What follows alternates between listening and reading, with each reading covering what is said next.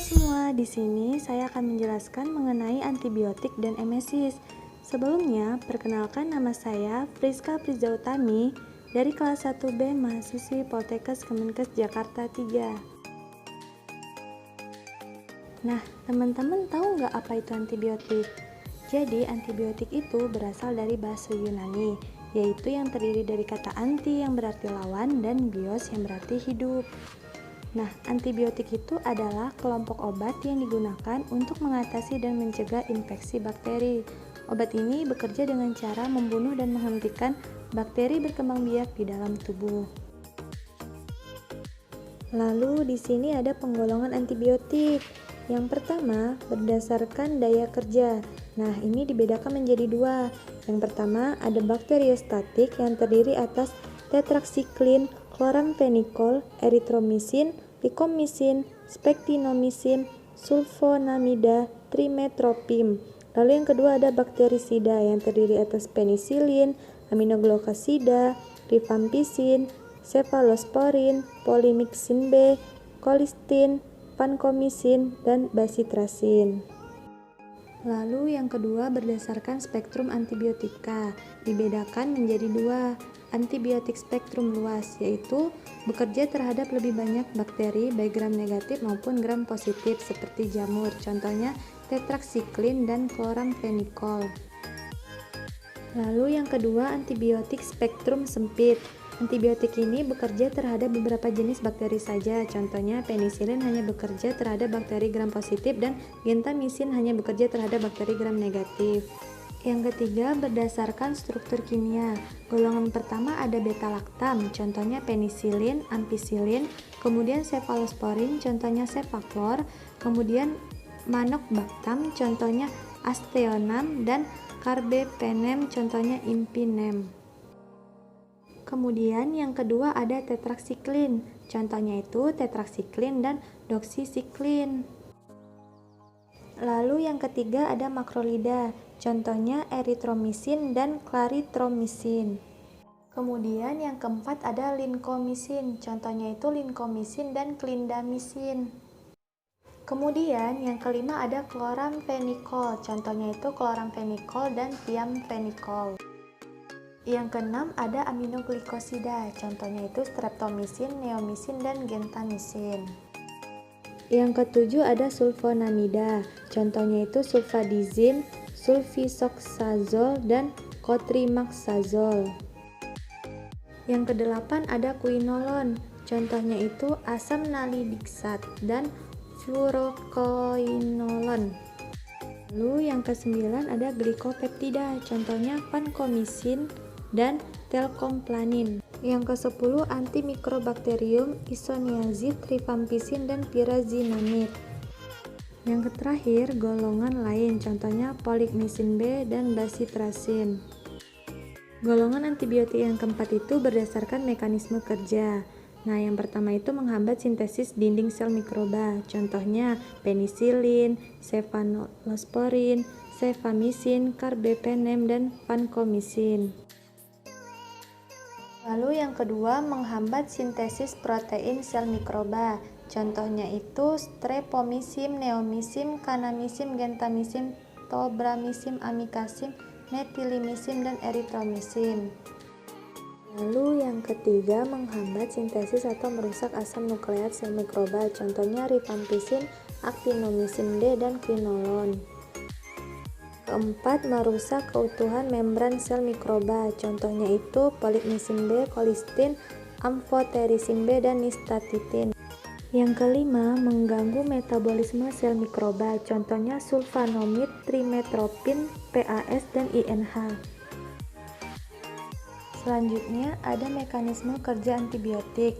Mekanisme kerja antibiotik dalam membunuh bakteri terjadi lewat beberapa cara. Yang pertama menghancurkan dinding tubuh bakteri, yang kedua mengganggu proses reproduksi bakteri, yang ketiga menghentikan produksi protein dari bakteri. Mekanisme kerja antibiotik akan langsung dimulai sesaat setelah dikonsumsi, namun kapan gejala atau rasa sakit bisa membaik sangat bergantung pada kondisi tubuh setiap orang dan karakteristik dari bakteri yang menyerangnya.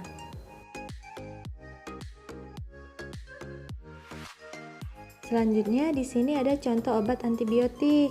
Nah, yang pertama ada penisilin, kemudian ada cefalosporin, contohnya cefadroxil, kemudian aminoglikosida, contohnya amikastin, kemudian ada makrolid, contohnya eritromisin, kemudian ada sulfanomida, kemudian ada tetraksiklin, ada amoksisilin, ofloxacin, likonmisin, dan masih banyak lagi. Lalu di sini ada pengaplikasian antibiotik. Yang pertama, golongan penisilin digunakan untuk pasien infeksi saluran kemih, saluran pernapasan, kulit, dan jaringan lunak. Kemudian yang kedua, golongan makrolida digunakan untuk pasien infeksi saluran pernapasan. Lalu yang ketiga, golongan cefalosporin digunakan untuk pasien profaksis dan seksio sesaria dan dalam pengobatan abortus septik dan pyelonefritis. Lalu yang keempat, golongan aminoglikosida digunakan untuk pasien infeksi saluran pernapasan dan infeksi kulit. Lalu yang kelima, golongan chloramphenicol digunakan untuk pasien tipes dan konjungtivitas mata. Selanjutnya saya akan membahas mengenai emesis atau mual muntah. Emesis atau mual muntah. Mual berasal dari bahasa Latin yaitu naus, adalah sensasi yang sangat tidak enak pada perut yang biasanya terjadi sebelum keinginan untuk segera muntah. Sedangkan muntah adalah aktivitas atau kontraksi langsung otot perut, dada yang mengarah ke pengeluaran kuat isi perut melalui mulut. Lalu apa saja sih penyebabnya? Nah, penyebab mual muntah itu karena yang pertama, efek samping obat atau kemoterapi. Yang kedua, gangguan sistemik atau infeksi. Yang ketiga, bisa karena kehamilan. Yang keempat, karena gangguan vestibular. Yang kelima, karena infeksi atau peningkatan tekanan pada sistem saraf pusat. Yang keenam, peritonitis. Yang ketujuh, gangguan hepatobiliar. Yang kedelapan, radiasi atau kemoterapi. Yang kesembilan, obstruksi gastrointestinal. Nah, di sini ada mekanisme terjadinya mual muntah.